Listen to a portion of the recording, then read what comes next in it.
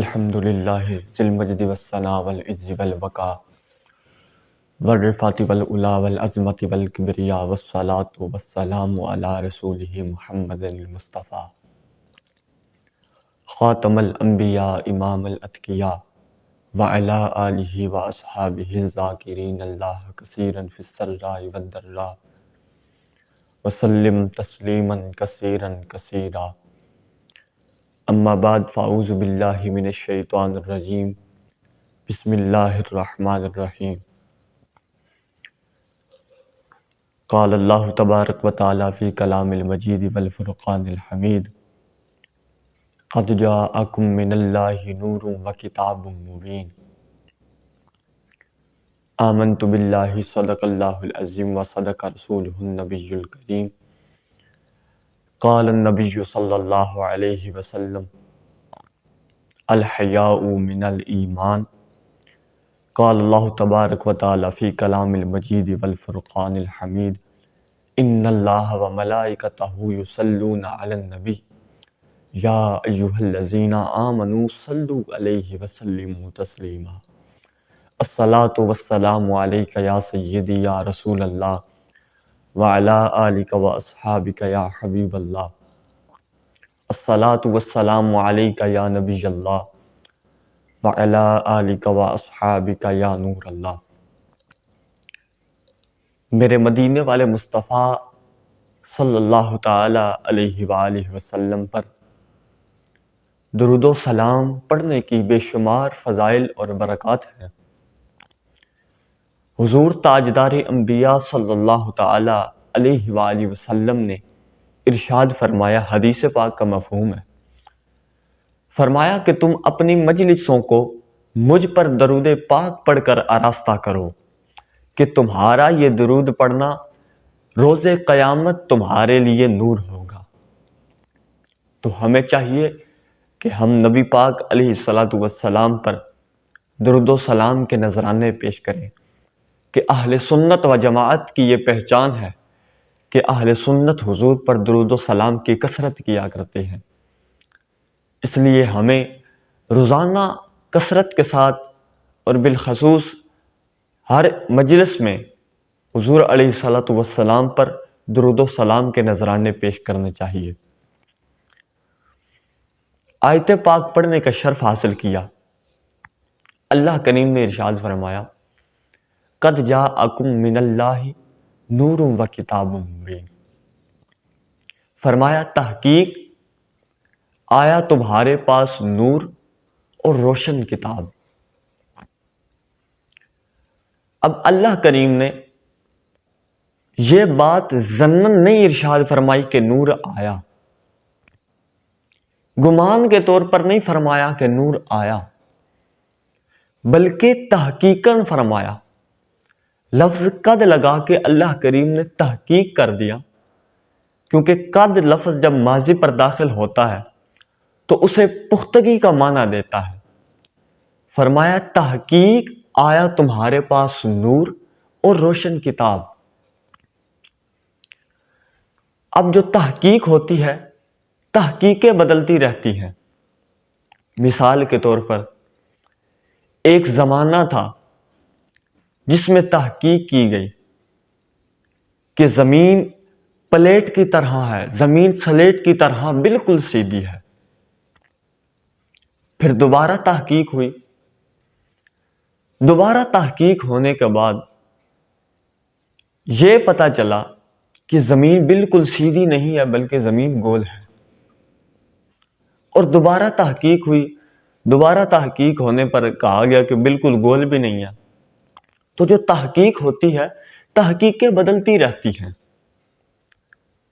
تو اللہ نے فرمایا تحقیق نور آیا، فرمایا تحقیق نور آیا۔ تو یہ بات ذہن میں رکھیے گا کہ جب بھی تحقیق بدلتی ہے تو زیادہ علم والا کم علم والے کی تحقیق کو بدل سکتا ہے، زیادہ پاور والا کم پاور والے کی تحقیق کو بدل سکتا ہے، زیادہ طاقت والا کم طاقت والے کی تحقیق کو بدل سکتا ہے۔ لیکن ایسا کبھی نہیں ہو سکتا کہ کم علم والا زیادہ علم والے کی تحقیق کو بدلے، کم پاور والا زیادہ پاور والے کی تحقیق کو بدلے، کم طاقت والا زیادہ طاقت والے کی تحقیق کو بدلے۔ ایسا ہو ہی نہیں سکتا۔ تو عالم اگر کسی بات کی تحقیق کرتا ہے تو اس کی تحقیق کو مفتی بدل سکتا ہے، مفتی کی تحقیق کو مجتہد بدل سکتا ہے، تو زیادہ علم والا کم علم والے کی تحقیق کو بدل سکتا ہے۔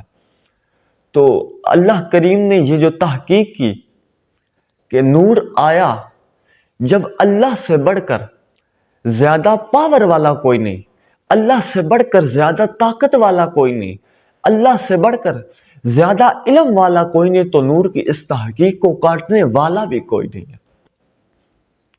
فرمایا تحقیق آیا۔ اب اللہ کریم نے، یہ تھا لفظ قد، آگے اللہ کریم نے کیا فرمایا؟ قد جاءکم من اللہ نور و کتاب مبین، تحقیق آیا۔ اب یہ بات ذہن میں رکھیے گا کہ آتا وہی ہے جو پہلے ہوتا ہے، جو پہلے ہوتا ہے وہی آتا ہے۔ مثال کے طور پر یہاں اگر محفل سجی ہو، لوگ آتے ہیں، میں آتا ہوں، تو کوئی بھی یہ نہیں کہے گا کہ اس محفل میں پیدا ہوا ہوں، یا یہ جو لوگ بیٹھے ہیں یہ پیدا ہوئے ہیں، نہیں، بلکہ ہر کوئی یہ کہے گا کہ یہ لوگ آئے ہیں۔ کیوں آئے ہیں؟ کیونکہ یہ پہلے تھے، تو جو پہلے ہوتا ہے وہی آتا ہے۔ تو اللہ کریم نے فرمایا نور آیا، یہ نہیں بتایا کہ کب بنایا۔ تو یہ بات سمجھنے کے لیے ہم بارگاہ رسالت صلی اللہ تعالیٰ علیہ وسلم کی طرف رجوع کیا۔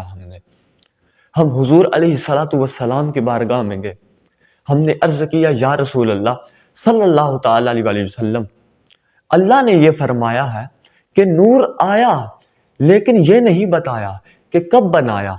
تو یا رسول اللہ آپ ہی بتا دیجئے کہ آپ کب، اللہ کریم نے آپ کے نور کو کب بنایا۔ تو حضور علیہ الصلوۃ والسلام کی احادیث مبارکہ کے اندر موجود ہے، نبی پاک علیہ الصلوۃ والسلام کی حدیث پاک ہے، حضور علیہ الصلوۃ والسلام نے ارشاد فرمایا کہ جب آدم مٹی اور پانی کے درمیان میں تھے، اس وقت بھی میں محمد عربی موجود تھا، میں محمد عربی کا نور موجود تھا۔ تو یہ حدیث پاک کا مفہوم آپ کی بارگاہ میں نے گوش گزار کیا۔ تو نبی پاک علیہ الصلوۃ والسلام اس وقت بھی تھے۔ تو آپ کہیں گے کہ حضرت صاحب اس میں یہ تو نہیں بتایا گیا کہ اس سے پہلے نہیں تھے۔ تو آئیے دوسری حدیث پاک پڑھتے ہیں۔ حضرت جبریل امین حضور علیہ الصلوۃ والسلام کی بارگاہ میں آتے ہیں، تو نبی پاک علیہ الصلوۃ والسلام نے حضرت جبریل امین سے پوچھا، اے جبرائیل تیری عمر کتنی ہے؟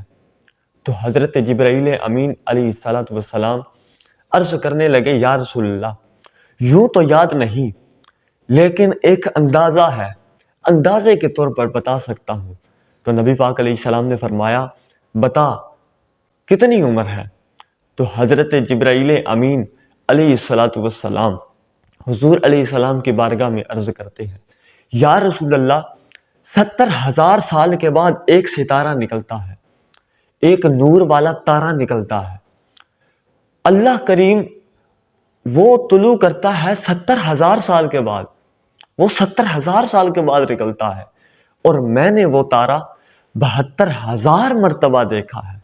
یا رسول اللہ میری عمر اتنی زیادہ ہے۔ تو نبی پاک علیہ السلام نے ارشاد فرمایا، اے جبریل اگر وہ ستارہ اب تمہیں دکھایا جائے تو کیا تم اس ستارے کو پہچان لو گے؟ عرض کیا یا رسول اللہ جی ضرور پہچان لوں گا۔ تو حضور علیہ السلام نے اپنی پیشانی مبارک سے امامہ ہٹایا، تو حضور علیہ السلام کی پیشانی میں وہ نور چمکا۔ تو حضرت جبرائیل امین علیہ السلام حضور کی بارگاہ میں عرض کرتے ہیں، یا رسول اللہ خدا کی قسم یہ وہی ستارہ ہے۔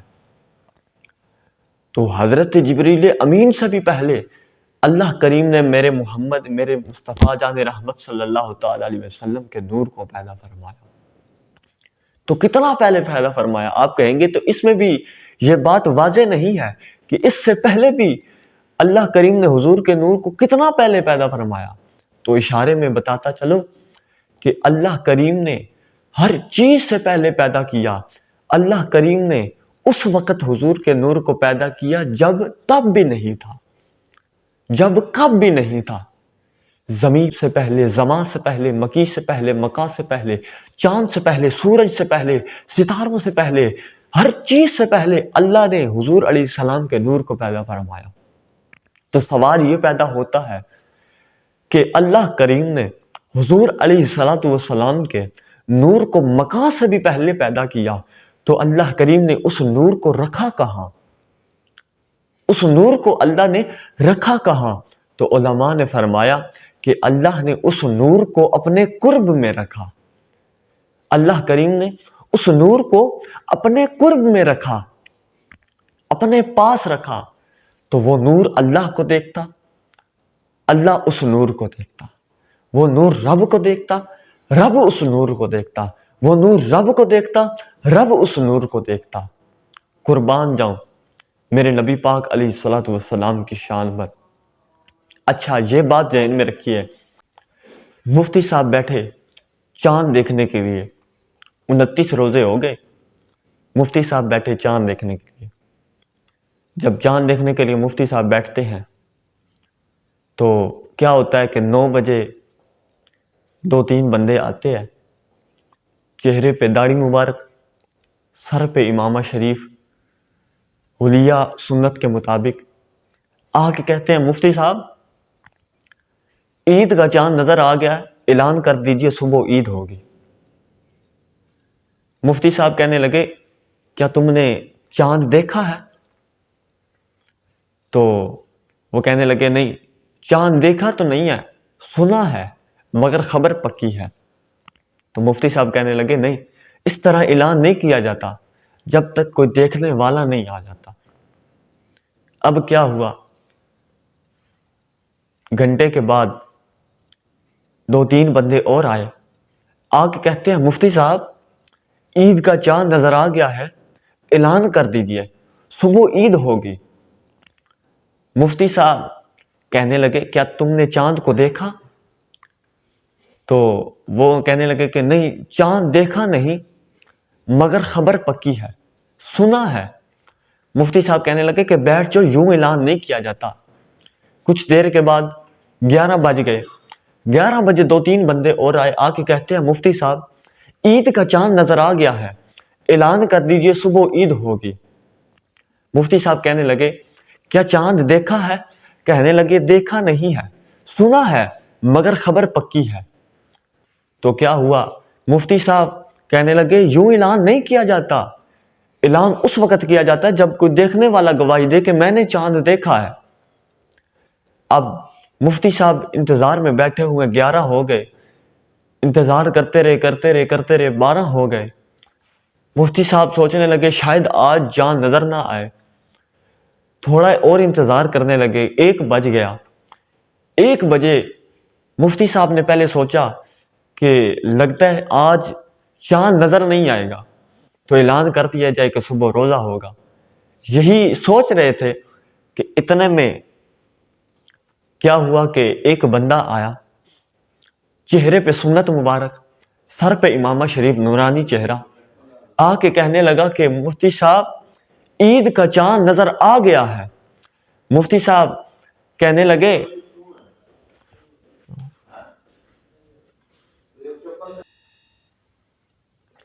اب کیا ہوا، 1 بجے ایک بندہ آتا ہے، آ کے کہتا ہے مفتی صاحب عید کا چاند نظر آ گیا ہے، اعلان کر دیجئے کہ صبح عید ہوگی۔ مفتی صاحب کہنے لگے کیا تم بھی سن کر آئے ہو؟ تم بھی سن کر آئے ہو؟ کہنے لگا نہیں مفتی صاحب، سن کر نہیں آیا بلکہ دیکھ کر آیا ہوں۔ روک دے، نانا بلانا بھی۔ تو 1 بجے ایک بندہ آتا ہے، آ کے کہتا ہے مفتی صاحب عید کا چاند نظر آ گیا ہے۔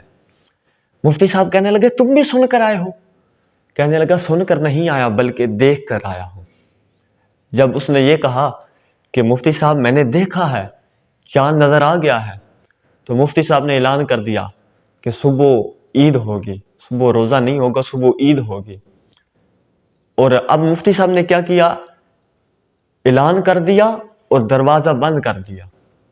اب کوئی نہیں آئے گا، کیونکہ کسی کے آنے کی ضرورت نہیں ہے، اعلان کر دیا کیا ہے۔ تو اللہ نے انبیاء کو بھیجا۔ حضرت نوح علیہ السلام آئے، آ کے کہنے لگے اللہ ایک ہے، اللہ کے سوا کوئی عبادت کے لائق نہیں۔ لوگوں نے کہا کیا رب کو دیکھا ہے؟ کہنے لگے دیکھا نہیں ہے مگر خبر پکی ہے۔ تو لوگوں نے حضرت نوح علیہ السلام کو جھٹلایا۔ اسی طرح انبیاء آتے رہے۔ حضرت ابراہیم علیہ السلام آئے، آ کے کہنے لگے اللہ ایک ہے، اللہ کے سوا کوئی عبادت کے لائق نہیں۔ لوگوں نے پوچھا کیا رب کو دیکھا ہے؟ کہنے لگے دیکھا نہیں ہے مگر خبر پکی ہے۔ حضرت لوط علیہ السلام آئے، آ کے کہنے لگے اللہ ایک ہے، اللہ کے سوا کوئی عبادت کے لائق نہیں۔ لوگوں نے پوچھا کیا رب کو دیکھا ہے؟ کہنے لگے دیکھا نہیں ہے مگر خبر پکی ہے۔ حضرت یعقوب علیہ السلام آئے، آ کے کہنے لگے اللہ ایک ہے، اللہ کے سوا کوئی عبادت کے لائق نہیں، اللہ ہی ہے جو عبادت کے لائق ہے۔ لوگوں نے پوچھا کیا رب کو دیکھا ہے؟ بولے دیکھا نہیں ہے مگر خبر پکی ہے۔ انبیاء آتے رہے، موسیٰ علیہ السلام آئے، عیسیٰ علیہ السلام آئے، حضرت آدم علیہ السلام سے لے کر عیسیٰ تک انبیاء آتے رہے۔ نوح علیہ السلام آئے، یعقوب علیہ السلام آئے، لوط علیہ السلام آئے، حضرت ابراہیم علیہ السلام آئے، حضرت اسماعیل علیہ السلام آئے، حضرت اسحاق علیہ السلام آئے، آ کے کہتے رہے اللہ ایک ہے، اللہ کے سوا کوئی عبادت کے لائق نہیں۔ لوگ پوچھتے رہے کیا رب کو دیکھا ہے؟ کیا رب کو دیکھا ہے؟ کیا رب کو دیکھا ہے؟ انبیاء کہتے رہے دیکھا نہیں ہے مگر خبر پکی ہے، دیکھا نہیں ہے مگر خبر پکی ہے۔ آخر میں کیا ہوا؟ مکہ کے اندر ایک ہستی آئی، مکہ کے اندر ایک ہستی آئی 12 ربیع الاول کا دن، 22 اپریل کا دن، آ کے 40 سال کے بعد نبوت کا اعلان کیا اور کہنے لگے لوگوں اللہ ایک ہے، اللہ کے سوا کوئی عبادت کے لائق نہیں، اللہ ہی ہے جو عبادت کے لائق ہے۔ لوگوں نے پوچھا کیا آپ نے بھی سنا؟ کہنے لگے سنا نہیں ہے، میں دیکھ کر آیا ہوں۔ اب توجہ رکھیے گا، وہاں مفتی صاحب نے دروازہ بند کر دیا، کیونکہ دیکھنے والا آ گیا۔ یہاں اللہ نے نبوت کا دروازہ بند کر دیا کیونکہ دیکھنے والا آ گیا۔ یہ ہے میرے نبی کا مقام، یہ ہے میرے نبی کی شان، یہ ہے میرے نبی کی عظمت۔ میرے نبی کی عظمت کا کیا کہنا؟ اللہ نے میرے نبی کو آخری نبی بنا کر بھیجا۔ نبی پاک علیہ الصلوۃ والسلام کی حدیث پاک ہے، حضور علیہ الصلوۃ والسلام نے ارشاد فرمایا انا خاتم النبیین لا نبی بعدی، فرمایا میں آخری نبی ہوں، میرے بعد کوئی نبی نہیں آئے گا۔ تو اللہ کریم نے حضور کو خاتم النبیین بنا کر بھیجا۔ اللہ کریم نے ختم نبوت کا تاج میرے آقا مدینے والے مصطفیٰ کے سر مبارک پر سجا دیا۔ دعا ہے کہ اللہ کریم ہمیں حضور علیہ الصلوۃ والسلام کی سچی پکی محبت عطا فرمائے، حضور علیہ الصلوۃ والسلام کا سچا پکا عاشق بنائے۔ یہ یاد رکھیے گا کہ حضور علیہ الصلوۃ والسلام کے بعد سورج مغرب سے طلوع ہو سکتا ہے مگر حضور کے بعد کوئی نبی نہیں آ سکتا، کیونکہ حضور نے فرمایا کہ اگر میرے بعد کوئی نبی ہوتا تو وہ عمر ہوتا۔ جب عمر جیسی پاک ہستیاں، عمر جیسی عظیم ہستیاں نبی نہ بن سکی، تو پھر آج اگر کوئی قادیان کے اندر کہے کہ میں نبی ہوں، آج اگر کوئی لاہور کے اندر کہے کہ میں نبی ہوں، میں نے کہا کہ تو خنزیر ہو سکتا ہے، تو کتا ہو سکتا ہے مگر نبی نہیں ہو سکتا، کیونکہ نبی میرے آخری نبی حضور علیہ الصلوۃ والسلام ہی ہے، حضور کے بعد کوئی نبی نہیں آ سکتا۔ دعا ہے کہ اللہ کریم ہمیں حضور علیہ الصلوۃ والسلام کی پکی محبت عطا فرمائے اور اللہ کریم ہمیں خاتم النبیین والے عقیدے کو مضبوطی سے تھامے رکھنے کی توفیق عطا فرمائے۔ وما علینا الا البلاغ المبین۔